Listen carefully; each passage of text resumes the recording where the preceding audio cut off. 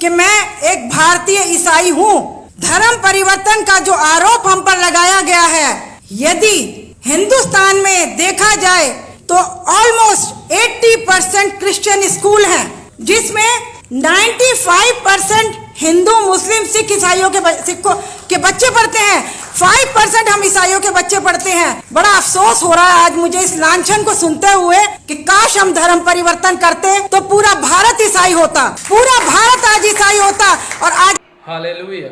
मसीह यीशु में मेरे प्रिय सभी भाइयों और बहनों में आप सबों का हमारे जयवंत मिनिस्ट्री बाजपुर के यूट्यूब चैनल पर मैं आप सबों का हार्दिक स्वागत करता हूं। और मैं आपको बता देना चाहता हूं कि जिस बात को अभी आपने देखा है, ये सिस्टर जी बहुत अच्छी तरीके से ईसाई समाज के बारे में हमारी देश की सरकार को बता रही हैं।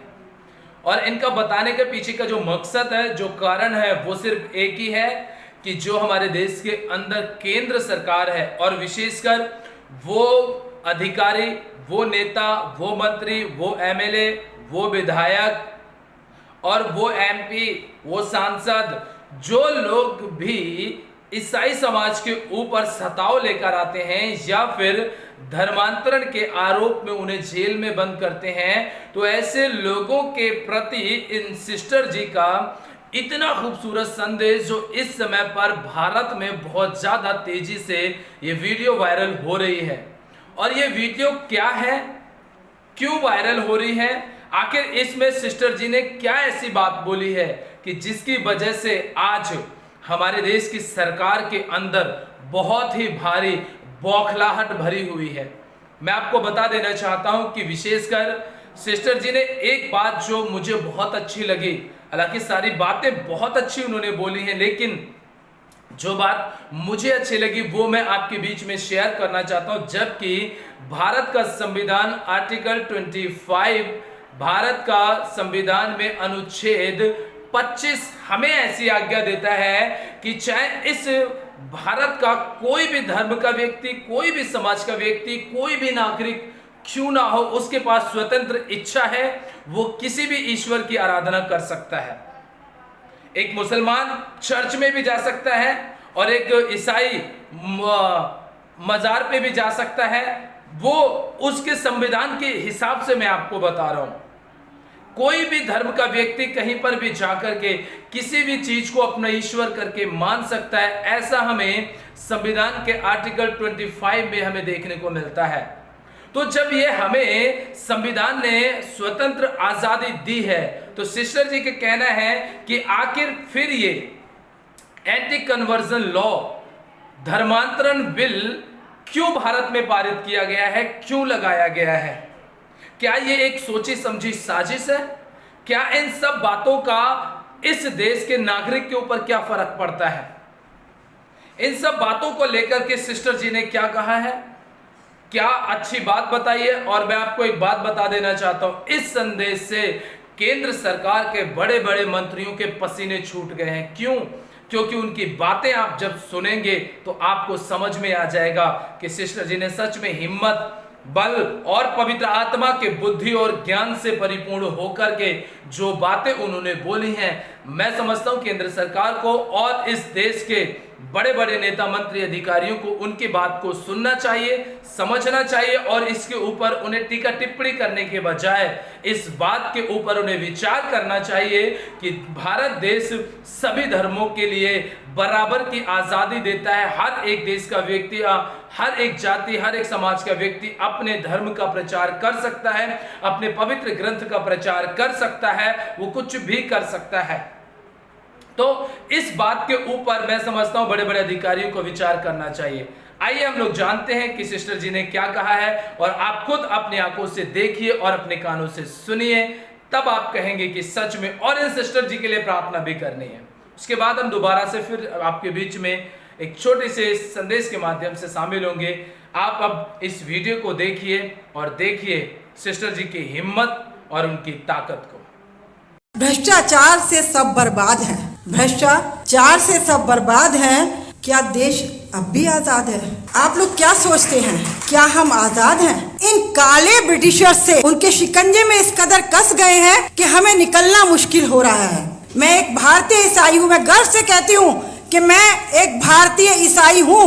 धर्म परिवर्तन का जो आरोप हम पर लगाया गया है, यदि हिंदुस्तान में देखा जाए तो ऑलमोस्ट 80% क्रिश्चियन स्कूल हैं, जिसमें 95% हिंदू, मुस्लिम, सिख, ईसाइयों के बच्चे पढ़ते हैं। 5% हम ईसाइयों के बच्चे पढ़ते हैं। बड़ा अफसोस हो रहा है आज मुझे इस लांछन को सुनते हुए कि काश हम धर्म परिवर्तन करते तो पूरा भारत ईसाई होता, पूरा भारत आज ईसाई होता। और आज ऐसे लोगों को ये लोग धर्म परिवर्तन के नाम से नवाज रहे हैं। बड़े अफसोस की बात है, हमारे ईसाई स्कूलों से ये सारे नेता लोग निकले हैं। हमारे ईसाई स्कूलों से पढ़ पढ़ के आज ये विदेशों में बड़ी बड़ी शिक्षाएं ले रहे हैं। विदेश किसके हैं? तो साथियों, इस चीज को हमने सोचना है। समानता का अधिकार तो इन्हें पता नहीं है। एक सवाल मेरे दिल में हमेशा कहता है, मैं अपने आप से सवाल करती हूँ कि ये कहते हैं एंटी कन्वर्जन लॉ। संविधान में आर्टिकल 25 हमें कहता है कि हम किसी भी धर्म को मान सकते हैं, हमें बिल्कुल अधिकार है, किसी भी धर्म को मानने का आजादी है पूरी। तो एंटी कन्वर्जन लॉ किस बात का है? दूसरी बात, ये कहते हैं कि हम धर्म परिवर्तन करते हैं, तो इस्कॉन टेम्पल वाले क्या धर्म परिवर्तन नहीं कर रहे? इस्कॉन टेम्पल में हजारों की संख्या में बाहर की महिलाएं, पुरुष आते हैं, क्या वो धर्म परिवर्तन नहीं है? ये लोग कहते हैं गाय को सम्मान देते हैं, हम गाय को, नारी का बहुत सम्मान करते हैं। बिल्कुल लेटेस्ट में बात कह रही हूँ, यदि ये नारी का सम्मान कहते हैं तो हमारी प्रेसिडेंट मिसेस द्रौपदी मुर्मू को पार्लियामेंट का उद्घाटन करने के लिए क्यों नहीं बुलाया गया?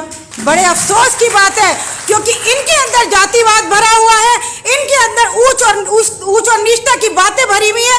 इसलिए हमारी उस बहन को मैं कंडेम करती हूँ इस बात को कि उन्हें क्यों नहीं बुलाया गया, जबकि ये अधिकार सिर्फ उनका था। बिल्किस बानो, आसिफा, आज इनकी जबानें नहीं खुल रही। क्यों नहीं खुल रही? क्योंकि नारी का सम्मान कहते तो हैं, पर कहीं भी नारी का सम्मान नहीं है। किसी भी तरीके से आप देखें तो हर जगह नारी को अपमानित किया जा रहा है और गिराया जा रहा है। ये जो रेसलर बहने साक्षी मलिक, यदि ये नारी का सम्मान करते तो उनकी दुविधा को सुनते। आप ये देखिए किस तरीके का मौसम है। गोदी मीडिया के लिए मैं कहना चाहूंगी, यदि हम पाकिस्तान की बात करें तो हम उग्रवादी, हम पाकिस्तान की बात करें तो हम उग्रवादी। जब इमरान के किस्से चल रहे थे, उधर हमारा मणिपुर जल रहा था, एक भी मीडिया ने मणिपुर का कुछ नहीं दिखाया। पाकिस्तान की बातें करी जा रही हैं। तो क्या इस गोदी मीडिया का कोई इलाज नहीं है? क्या कोई अगली सरकार आएगी तो ये गोदी मीडिया क्या उस सरकार में काम नहीं करेगा? हिजाब पर किस तरीके से तंज कसे जा रहे हैं, स्कूलों में लड़कियों को किस तरीके से बेइज्जत किया जा रहा है, क्या ये है हमारे भारत की हकीकत? क्या इस तरीके से लड़कियों को, बहनों को अपमान किया जाएगा? हमें कहते हैं कि हम धर्म परिवर्तन कहते हैं। मैं अभी लेटेस्ट आपको एक इंसिडेंट बता रही हूँ, ये भारत का कानून बता रही हूँ मैं आपको, कि अभी 1 महीना पहले एक प्रार्थना सभा चल रही थी गाजियाबाद में, खोड़ा कॉलोनी में। वहाँ प्रार्थना सभा में ये दंगाई गए और उन दंगाइयों ने जाकर पास्टर को और उसकी वाइफ को धर्म परिवर्तन के आरोप में जेल में डाल दिया। उसका बच्चा 1.5 साल का था। आप ये सोचिए, 1.5 साल का बच्चा अपनी माँ के साथ जेल में है, क्या होगा उसका फ्यूचर? कहाँ है सरकार? क्यों नहीं उसके कानों तक हमारी आवाजें पहुंच रही हैं? तो भाई और बहनों, बहुत सी बातें, बहुत कुछ लेके आई थी, पर भाई ने टाइम ही बहुत शॉर्ट कर दिया, तो मैं नहीं कह पाऊंगी। बस इतना जरूर कहूंगी, जो पहल आप लोगों ने की है तो थोड़ा ये ध्यान रखिए, जिन पॉलिटिकल लीडर्स को आप बुलाते हैं, तो आज हमें एक ही चीज से बचना है, और वो चीज है कि एक पार्टी को छोड़ के जो बाकी पार्टियां हैं, उनमें जहां जहां जिसका स्वामित्व है, जहां जहां जिसका मतलब एक्टिव है सबसे ज्यादा, उन लोगों को हमें सपोर्ट करना है। किसी अदर पॉलिटिकल पार्टी को तंज नहीं कसने हैं, क्योंकि आज ये वक्त है, यदि आज हम नेक नहीं हुए और आज हमने इनको उखाड़ कर नहीं फेंका, तो आने वाला अगले साल आप जो कपड़ा भी पहनेंगे उस पर भी आपको टैक्स देना पड़ेगा। Thank you so much, God bless you all. Hallelujah.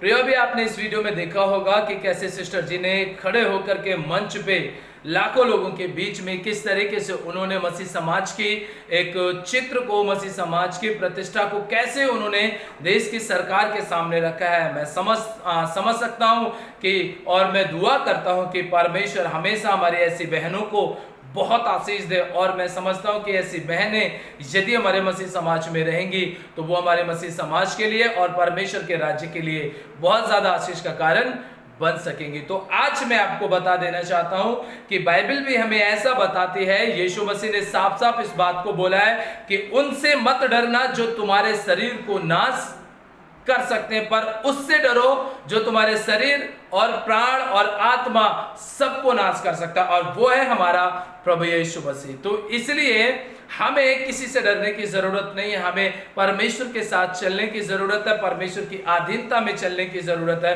परमेश्वर के नजदीक में रह करके उसके काम को पूरा करने की जरूरत है। तो इसलिए डरिए मत, घबराइए मत, हर समय जब भी मौका मिले परमेश्वर के सुसमाचार को प्रचार करते रहिए, और उसका परिणाम जो भी होगा वो परमेश्वर की दृष्टि के सामने होगा।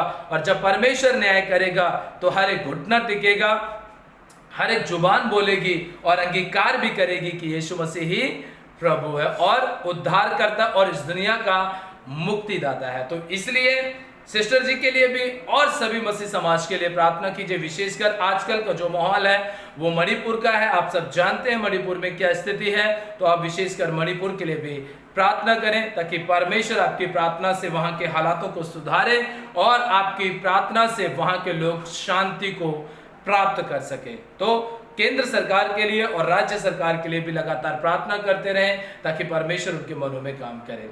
इस वीडियो को यदि आपको अच्छा लगा है, ये वीडियो आपको अच्छी लगी है, तो ये संदेश आप दूसरों तक शेयर कीजिएगा, इस वीडियो को शेयर कीजिएगा। यदि चैनल पर पहली बार आए हैं तो हमारी वीडियो को लाइक, शेयर और कमेंट करना ना भूलें, और हमारे चैनल को जरूर सब्सक्राइब कर दीजिएगा। परमेश्वर आप सबों को आशीष दे। सभी को दिल से प्यार भरे शब्दों में जय मसीह की।